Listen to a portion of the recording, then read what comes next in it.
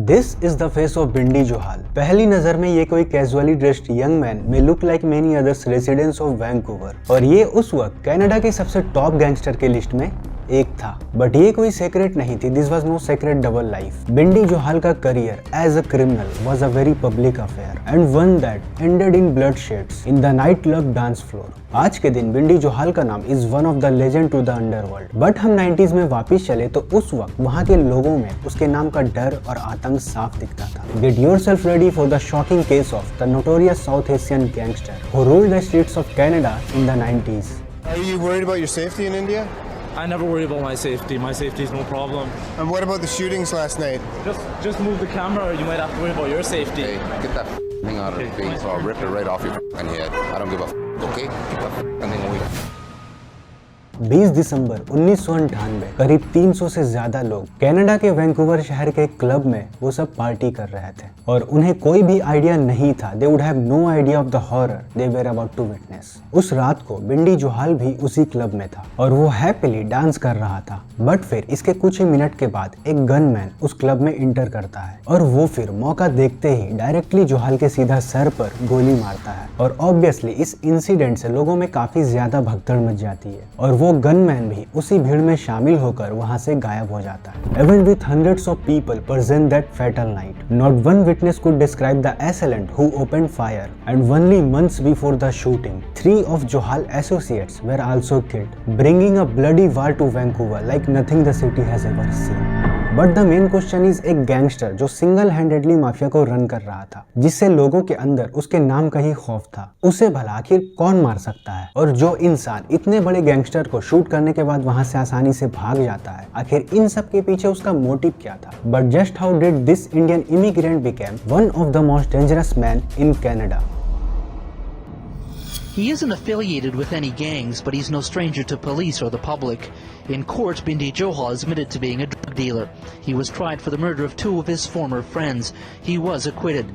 Police continue to keep an eye on Mr. Johal. इसकी कहानी violence, धोखेबाजी और कोल्ड ब्लडेड मर्डर से भरी एक रोलर कोस्टर की तरह है। So let's dive into this case and discover the truth about Bindy Johal.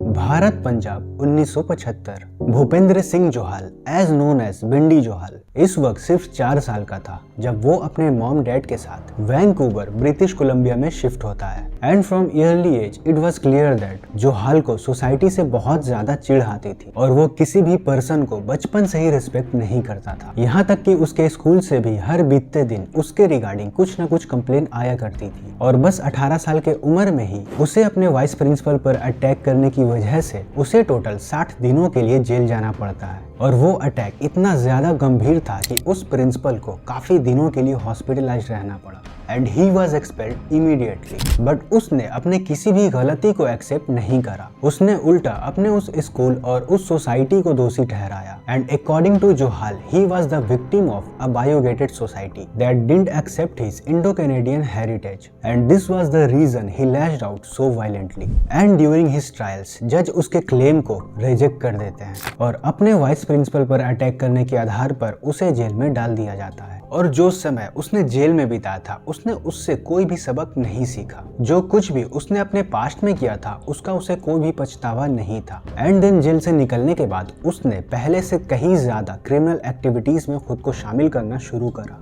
और इन सब के बाद वो फिर एक लोकल गैंगस्टर के साथ जुड़ जाता है जिसका नाम था loss Diablo. It means the devil. और जल्द ही उस गैंग के मेंबर्स बढ़ते ही जाते हैं। दिन बाद में उस गैंग का नाम लॉस डियाब्लो से चेंज करके पंजाबी माफिया रख दिया जाता है। एंड उस गैंग में जोहाल का रोल एक हिटमैन का था। जोहाल अपने हिटमैन का काम 2 लोगों के लिए करता था, Jimmy Dosanjh and Ron Dosanjh, 2 men who would become a bigger part of Johal's life than anyone could have imagined। और फिर 1991 में बिंडी जोहाल को अपने क्रिमिनल एक्टिविटीज को बढ़ावा देने का एक बहुत ही अच्छा अपॉर्चुनिटी मिलता है because one of his boss Jimmy Dosanjh पर किसी लोकल नारकोटिक्स ट्रैफिकर्स के मर्डर्स करने के उस पर चार्जेस लगते हैं और इस वक्त जिमी का भाई रॉन डोसांझ भी शहर में नहीं था। तो उन्होंने डिसाइड किया कि कुछ वक्त के लिए गैंग को बिंडी जोहाल को रन करने दिया जाए और फिर इसके बाद से बिंडी जोहाल अपने गैंग पंजाबी माफिया को लीड करना शुरू कर देता है और जोहाल अपने गैंग को एक न्यू डायरेक्शन में लेकर जाता है। और वो कई सारे इलेक्ट्रॉनिक्स ट्रक्स को हाईजैक करके उसमें के प्रीशियस कार्गोस को ब्लैक मार्केट में सेल करना शुरू कर देता है। By this point it was estimated Johal was bringing in around $4 million annually, जो कि इंडियन करेंसी में 34 करोड़ के आसपास है। और 90s के वक्त में 34 करोड़ का होना कोई नॉर्मल बात नहीं थी। बट जोहाल का सबसे बड़ा प्रॉब्लम या फिर वीकनेस उसका गुस्सा था, और वो इतना ज्यादा सेल्फिश और सनकी था कि उसके खुद के ही गैंग मेंबर्स उससे कतराते थे। एक पुलिस ऑफिसर बताता है कि ये आदमी एक बहुत ही खुदगर्ज इंसान था, उसे किसी के प्रति कोई भी लगाव नहीं था, और वो अपने गैंग मेंबर्स को भी पहले से क्लियर कर रखा था कि हम सिर्फ बिजनेस पार्टनर से, ना कि कोई दोस्त। और जोहाल के गैंग मेंबर्स में से उसका एक खास आदमी बेल बटार था, जो कि जोहाल से उसकी मुलाकात जेल में हुई थी, जिस जेल में वो अपने वाइस प्रिंसिपल पर अटैक करने पर गया था। एंड बेल बटार एक इंटरव्यू में बताता है कि पंजाबी माफिया अब तक 10 से भी ज्यादा मर्डर्स कर चुका है। वो ये एक्सेप्ट करता है कि अपने बॉस बिंडी जोहाल के साथ वो कई सारे क्रिमिनल एक्टिविटीज में शामिल था, और यहाँ तक कि बिंडी जोहाल ने अपने घर वालों तक को नहीं बख्शा। उसने अपने ब्रदर इन लॉ पर भी जानलेवा अटैक करवाया, पर वो बच निकला। और बेल बटार ये भी बताता है कि वो अपने कई सारे कजन्स को मारना चाहता, क्योंकि उसे लगता था कि वो सब लोग उसके छोटे भाई के मर्डर्स में शामिल थे। और फिर बीतते वक्त के साथ साथ बिंडी जोहाल ने एक खास हिटमैन की टीम बनाई, और उस स्पेशल टीम को नाम दिया द एलीट, जिसमें सिर्फ उसी की तरह इंडो कैनेडियन मेंबर्स थे। और द एलीट गैंग ने पिछले कुछ महीनों में 25 से भी ज्यादा मर्डर्स कर रखे थे। और फिर कुछ समय के बाद बिंडी जोहाल और डोसांझ ब्रदर्स के बीच अनबन होना शुरू हो जाती है। डोसांझ ब्रदर्स वही भाई थे जिमी डोसांझ और रॉन डोसांझ, जिसके लिए बिंडी जोहाल हिटमैन का काम किया करता था। और उन दोनों भाइयों को ये चीज कहीं ना कहीं खटक रही थी कि जो बंदा मेरे अंडर काम करता था आज वो मेरी बराबरी पर। सो वो फिर बिंडी जोहाल को हमेशा के लिए रास्ते से हटाने का एक प्लान बनाते हैं। फरवरी 1994 बिंडी जोहाल को जान से मारने के लिए जिमी डोसांझ $230,000 में एक खास हिटमैन को हायर करता है। उससे कहता है कि जोहाल को किसी भी तरह बस खत्म कर दो। बट जो हिटमैन जिमी ने बिंडी जोहाल को मारने के लिए भेजा था वो यहाँ पर डबल क्रॉस करता है। वो जोहाल को एसिसिनेट करने की जगह वो उससे जाकर मिल जाता है। एंड देन जोहाल से डबल पैसे लेकर वो जिमी डोसांझ को ही शूट कर देता है, और इससे जिमी की मौत हो जाती है। एंड देन जिमी डोसांझ के ठीक मरने के बाद जोहाल एक लाइव टेलीविजन पर आकर काफी कुछ उल्टा सीधा जिमी के बारे में उन सबको बताता है। This Jimmy Dosanjh, they portrayed him as a hitman, this, that. I mean, I guess he was a very serious person. From what I've seen of him on the street, I personally think he couldn't have hit his way out of a paper bag. It was clear that his intent was to insult his former employees, and what followed was a very public war of words captured on camera for the world to see. और इस incident के बाद, इस insult के बाद Jimmy का भाई Ron डोसांझ वो खुलेआम धमकी देता है कि जोहाल को मरने से अब कोई भी नहीं बचा सकता है। Talk about nobody. If anybody's a nobody, buddy, maybe that's why your life is worth a loony on the streets today. I wouldn't shoot you in the back, but I'd do it right face to face, square in the forehead. And then April 1994 Ron Dosanjh अपने pickup trucks को लेकर Vancouver की सड़कों से गुजर रहा था, और जब रेड लाइट पर उसकी गाड़ी जैसे ही रुकती है तो उसके पिकअप ट्रक के ठीक बगल में एक और गाड़ी आकर रुकती है। एंड द वेरी मोमेंट गाड़ी के विंडो से एक शख्स AK-47 गन निकालता है और लगातार रॉन डोसांझ के चेहरे पर फायरिंग करता जाता है। And Ron Dosanjh dies on the spot. They have declared open warfare on our streets. It's something we have never in the city of Vancouver ever had to deal with before. If gang violence in the 70s was considered disorganized, by the time the 90s rolled around, it was certainly organized. It was an age where Indo-Canadian gangs fought very openly. There were the Dosanjh brothers, Ron and Jim, who would later have a falling out with Bindi Johal. Not only was this organized crime, but it was orchestrated. It was a public showing off, if you will, one that's not been seen since. और फिर इस incident के कुछ हफ्तों के बाद ही बिंडी जोहाल के पड़ोसी ग्रेग ऑल्सन वो अपने डॉग को अपने साथ वॉक पर लेकर गए थे। एंड अनफॉर्चुनेटली उन्हें कोई शॉटगन से शूट करके वहां से भाग जाता है। एक्चुअली ये एक मिस आइडेंटिटी का केस था। ग्रेग ऑल्सन को बिंडी जोहाल समझकर उसका मर्डर कर दिया जाता है, और इस इंसिडेंट के नेक्स्ट डे ही बिंडी जोहाल को रॉन डोसांझ और उसके भाई जिमी डोसांझ के मर्डर्स के केस में उसे अरेस्ट कर लिया जाता है। और बिंडी के साथ साथ उसके gang member Sarabjit Gill, big Raj Benji, Michael Kim Bundai, Sun Newsley, Preet Peter Gill and Kim Phil Hoshik, इन लोगों को भी अरेस्ट कर लिया जाता है। ये केस कनाडा के इतिहास की सबसे महंगी केस थी, क्योंकि इसमें लगने वाली सिक्योरिटी पहले कभी भी नहीं देखी गई थी और किसी ने ये सोचा भी नहीं था कि इतना सब कुछ होने के बावजूद बिंडी जोहाल और सरबजीत गिल दोनों ही केस से बरी हो जाएंगे। और उनके रिलीज होने के कुछ देर के बाद ही सामने आता है सरबजीत गिल का अफेयर ज्यूरी में बैठी किलियन गेस के साथ, जो कि पिछले 6 साल से चल रहा था। और सरबजीत गिल को ऑब्स्ट्रक्शन ऑफ जस्टिस के चलते 6 साल के लिए जेल की सजा सुनाई जाती है और गिलियन गेस को 18 महीनों के लिए जेल की सजा सुनाई जाती है। बट बिंडी के अगेंस्ट अपील होने के बावजूद भी उसे बेल मिल जाती है। Bindi, along with his former brother-in-law Peter Gill, were charged with Jim Dosanjh's murder. It was one of the most expensive trials in Canadian history just because of the security needed. Both walked when it was learned that Gill was having an affair with juror Gillian Guest. Cameras out of my face. Or I might have to remove them. It's all right.